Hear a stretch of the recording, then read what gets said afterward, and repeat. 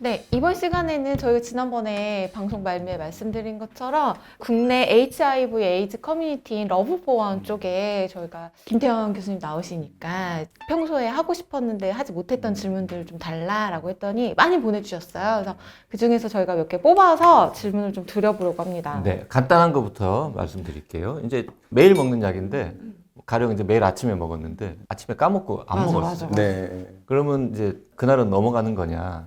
아니면은 밤에 먹고 다음날 다시 아침에 먹거나. 네. 질문이 다 어렵네요. 아, 이것도 어려운 겁니다. 정답이 있는 건 아닌데요. 물론 이제 그런 것까지 감안해서 요즘 나온 약들은 굉장히 잘 견디는 그런 약들로 나오긴 했는데 저는 그 일종의 벽돌 쌓기라고 생각해요. 약과 바이러스의 관계는 계속해서 바이러스가 못 들어오게 우리가 벽돌을 쌓고 있는데 이게 계속 일주일에 하나씩 빠지면은 장벽이 무너지게 되니까 아침에 약을 못 드셨으면 오늘 하루가 가기 전에 저녁이라도 약을 드시고 그 다음날 아침에 또 드셔라. 그러면 오늘 늦게 먹은 약하고 내일 아침에 먹은 약하고는 위험하지 않겠느냐. 용량이 올라가니까. 용량이 올라가니까. 근데 대부분의 임상 연구가 한 2배 정도 들어갔다고 사람이 죽지는 않아요. 그렇기 때문에 조금 불규칙적인 시간이라도 오늘의 벽돌은 오늘 쌓고 간다. 이런 식으로 하고 그리고 정 부득이하게 하루를 넘겼다. 그러면 내일 아침에 약을 먹고 그날 저녁에 한 번 더 먹고 그렇게 해서 의사가 준 약이 오늘 일곱 알이다. 그럼 이번 주에 7알을 꼭 소진시키는 거죠. 실제로 약들이 다 그런 조금 불규칙한 사람들한테도 견디게끔 디자인이 돼 있어요. 그런데 그거를 믿고 그렇게 먹으면 절대 안 되죠. 우리가 매일 드시되 그렇게 의도치 않게 저도 제가 아침에 뭐 고지혈증 약 이런 거 먹는데 그 실수로 까먹고 이제 출장 가고 이럴 때 있으시잖아요. 그러면 저녁 때라도 먹고 이렇게 하듯이 그럼 만약에 출장을 한 2박 3일. 일주일짜리 출장을 일주일짜리. 갔는데 약을 깜빡 잊고 안 들고 갔어요. 그러면은 그 어떻게 해야 출장 돼요? 지역에 병원 찾아가면 처방해 줍니까?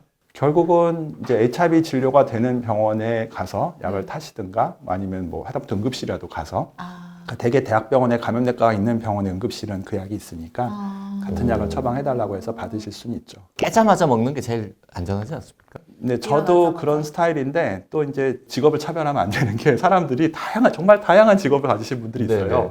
그러니까 밤에만 일하시는 분들도 있고 낮에 주무시고 이런 분들은 이게 꼭 아침이라는 어떤 뭐 그런 리듬 이게 중요한 게 아니라 기상 시간에 맞춰 그냥 먹는 그렇죠. 이런 기상 시간이든 식으로. 뭐 어떤 시간이든 그리고 또 어떤 분들은 꼭 점심 시간에 드시는 분도 있어요. 자기는 하루 중에서 점심 먹는 시간이 제일 일정하다는 거예요. 일정하다. 그리고 또 약봉지에 또 식후 뭐 이렇게 써 있으니까 그거를 또 문자적으로 해석하셔가지고 밥을 금식한 날을 약을 안 드시는 분들이 있어요. 점심 안 먹으면 약도 안 먹어요. 네, 그러니까 뭐 금식을 했다. 그러면 약을 진짜 굶는 거예요. 그러니까 솔직히 아니 내과 선생님이니까 약 중에 꼭 진짜 전에 먹어야 되는 약 혹은 꼭 식후 30분에 먹어야 되는 약은 몇 개 안 되지 않습니까? 몇 개 안 되지만 HIV 약 중에는 있습니다. HIV 약 중에 있어요. 그러니까 많은 분들이 오해하는데 약이 독해서 식사랑 같이 먹는 게 아니라 식사랑 같이 먹어야 약이 효과가 나타나요. 그게 민감한 약이 있고 그런 몇 가지 약들을 빼고는 전혀 상관없어요. 금식을 하든 뭐 과식을 하든. 다음 질문. 감염인이 비감염인에 비해서 발병할 확률이 높아지는 질환이 혹시 있느냐? 뭐 암이 더 걸리냐? 뭐 뇌졸중이 당뇨를 더 걸리냐? 뭐 이런 심혈관 질문이겠죠. 질환을. 그러니까 우리가 이제 치료 이전의 시대에는 이런 병이 생긴다. 뭐 이제 폐포자충, 폐렴, 뭐 이런 것, 곰팡이, 폐렴 이런 것들이 있었는데 그런 것들이 이제 면역저하가 해결되면서 다 없어지고요. 결국은 이제 이 바이러스의 만성적인 그런 부분들만 남게 된 거예요. 그러니까 급성기 어떤 그런 감염은 안 생기고. 근데 여러 가지 비교 연구라든지 이런 데서 보면은 HIV 감염인들이 확실히 이제 심혈관적 문제들 이런 것들이 조금 더 많이 생긴다. 저희 병원에서도 연구를 해보니까 한 30대 후반 되면은 다들 동맥경화가 시작되더라고요. 원래 이 바이러스가 만성적으로 감염이 되면은 이제 혈관 내피나 이런 데 이제 영향을 줘서 여러 가지 심혈관이라든지 동맥경화라든지 이런 것들을 촉진시킬 수 있는 요소가 있어요. 또 한 가지는 병 때문에도 그렇고 약 때문에도 그렇고 이제 골다공증이 좀 동반되는 경우가 좀 많이 있고요. 그럼 뭐 스타틴이나 뭐 골다공증 뭐 칼슘이나 이런 걸 조금 일찍 드시면 되잖아요. 네, 그래서 대부분 뭐 이렇게 경도라서 단순한 고혈압 약하고 고지혈증 약 드리는 경우도 있고요. 근데 저는 자부하건대 제가 미국 의사한테 들었던 약간 조크인데 미국에 두 할아버지 커플이 있었대요. 이제 게이 할아버지 커플이 사셨는데 한 분은 HIV 감염인 할아버지셨고 한 분은 감염이 아니셨던 커플이 사셨는데 감염인 할아버지가 더 오래 사셨대요.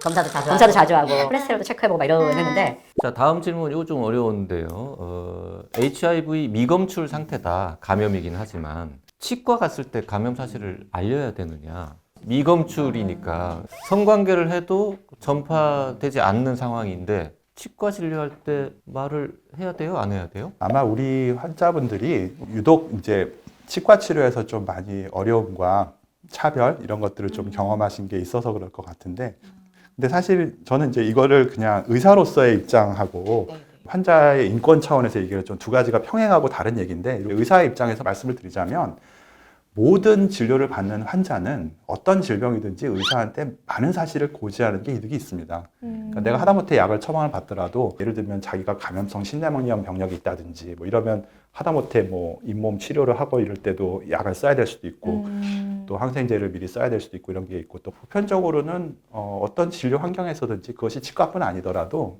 고지를 당당하게 하고 치료를 잘 받는 게 맞습니다. 그게 맞죠. 정답이죠. 예. 실제로 환자분들은 전혀 상관이 없다고 생각하지만 의사들이 볼 때는 이게 굉장히 중요한 관계가 있는 병들도 그러니까 꼭 많으니까. 뭐 치과에서 뭐 이게 전파가 되고 이런 가능성 때문이 아니라 당연히 치과 의료기관에서도 다 일반적인 감염 관리를 기본적으로 하는 의료기관이라면 그 행위로 전파될 수 있는 가능성은 없잖아요. 단순히 손 씻기 잘하고 주사기 관리 잘하고 이렇게 하면 전혀 문제가 없습니다. 그리고 또 많은 또 치과 원장님들도 또 잘 이해하시고 질병에 대한 이해를 갖고 계시는 선생님들도 계시거든요.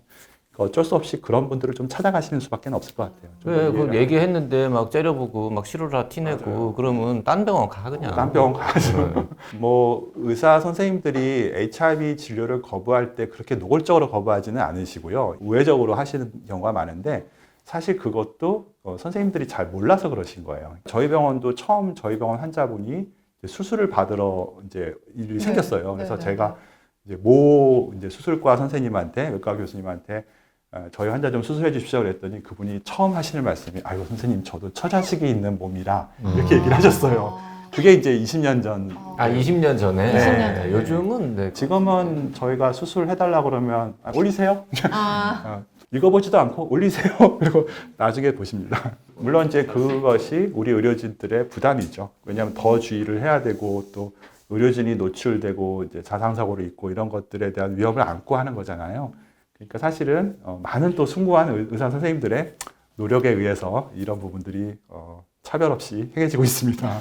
이런 질문이 있습니다. HIV 감염인이 사망하게 되면 사망 진단서에 HIV가 적힌다는데 이게 사실이냐? 사망 진단서에 병명이 나오는 거를 왜곡할 수는 없습니다. 예를 들면 위암 환자가 위암으로 사망하면 저희가 사인을 위암으로 쓰지 뭐 그렇죠. 다른 걸로 쓸 수는 노안이라고 없는 쓸 수는 거죠. 없지 않습니까? 그러니까 HIV가 정말 그 진행된 에이즈로 사망하게 되는 경우, 대표적인 경우가 이제 폐포자충 폐렴으로 사망하시거나 그런 분들은 뭐 선행사인의 HIV 질환이라 쓸 수가 있고 그렇게 되면 이제 진단서에 쓰여지는데요.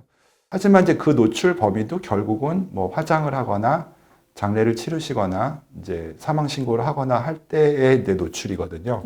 그게 뭐 이렇게 막 대외적으로 공개될 수 있는 건 아니고요. 그것 때문에 뭐 장례나 화장이나 어떤 뭐 차별이나 어떤 불이익을 받으시거나 이런 사례는 없어서요. 근데 다만 이제 제가 장담하건대 앞으로는 에이즈가 사인인 경우가 거의 없어질 겁니다. 아, 다른 병으로. 네, 우리가 보통 암 보는 전문의들이 내 암 환자는 암으로 안 죽는다, 감염으로 죽는다 이렇게 얘기하시잖아요.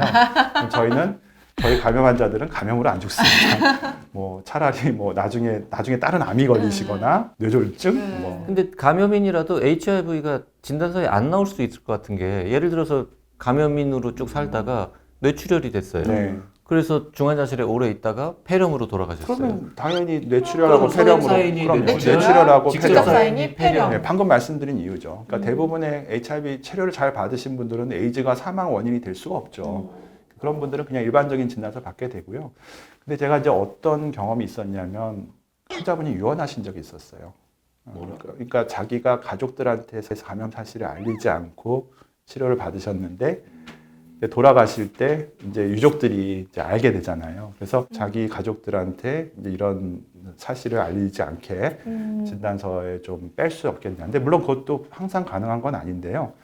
예를 들면 뭐 기술적으로 가능할 수 있는 방법 한 가지는 만약에 이제 HIV 치료를 받다가 동반 폐렴이나 뭐 급성 폐부전으로 돌아가셨다 그러면은 선행사인을 적지 않는 방법도 있습니다. 안 쓰는 방법이 예, 있긴 그러니까 하죠. 그렇게 만약에 특별한 경우라면 의사한테 유지를 남겨주시면은 가족들을 위해서 그렇게 할 수도 있죠. 사후에라도 뭐 알리고 싶지 싶지 않으면. 않으니까. 네, 이제 사망 진단서는 법적 문서라서 그 양식이 다 정해져 있는데 네, 정해져 있습니다. 선행사인은 사실 안 써도 네. 통과잖아요. 네. 이 직접 사인만 확실하면. 왜냐하면 잘 모를 수도 있고요. 인과관계가 또 좀 명확하지 않을 수도 있고. 그 실제로 선행사인은 뭐 미상 이렇게 쓰는 경우들도 있고 하니까 좋은 팁이군요. 네.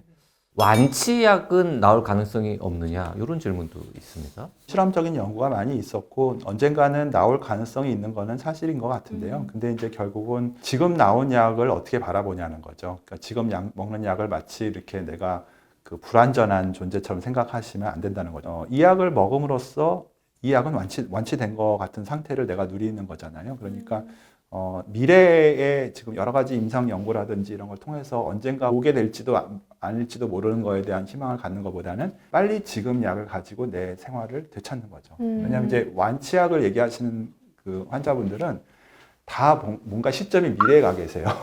그러니까 지금은 굉장히 불만족스럽고 지금은 굉장히 내가 처참하고 안 좋은 상태라고 생각하시는 거죠. 아, 그래서 완치약을 기대하시는 거예요. 그러니까 지금은 너무 내 생활이 너무 비참해서 나는 직장도 가질 수가 없고 완치약이 나오면 그때쯤이나 뭐 이렇게 생각하시면 자꾸 미루고 계신 거죠. 저는 그래서 완치약에 대한 논쟁은 좀 이렇게 차단하는 편이에요. 그러니까 완치약이 나올 때까지 약을 안 먹으면 완치약이 나와도 소용이 없죠. 소용이 없잖아요. 그러게요.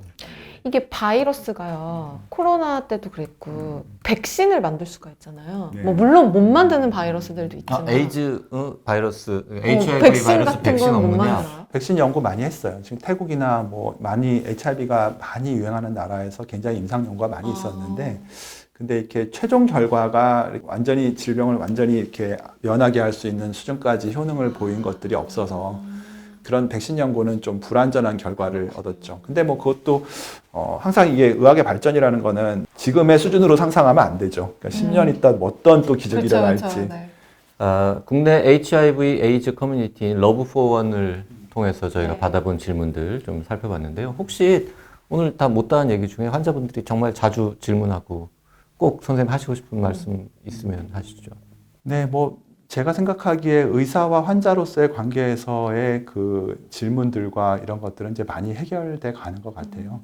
근데 이제 그 환자분들의 해결되지 않는 그런 사회적인 문제들, 사회적인 재활, 가족과의 문제들, 이런 문제들이 참 어렵기 때문에 그래서 저희가 그 어떻게 보면 HIV가 그냥 저희가 치료만 하는 클리닉일 뿐이었었는데 생각보다 많은 그 역할들을 또 하게 되는 것 같아요. 제가 아까 완치 얘기도 했었지만은 항상 그 현실이 제일 중요한 것 같아요. 지금 현실이 제일 그래도 최상의 상태다라는 것들을 좀 누리셨으면 합니다. 우리 감염인들이 이미 이제 과학이 많이 발전해서 불과 10년 전, 20년 전에 했던 것보다 우리가 나은 치료를 하고 있잖아요. 그러니까 지금 진단받는 20대나 이런 젊은 친구들은 나중에 나 죽으면 더 좋은 약 나올 테니까 그때까지 열심히 사시라고 나보다 오래 사실 분들이니까 그렇게 말씀을 드리고 있습니다. 네. 지금까지 순천향대학교 서울병원 감염내과의 김태형 교수님이었습니다. 고맙습니다. 감사합니다.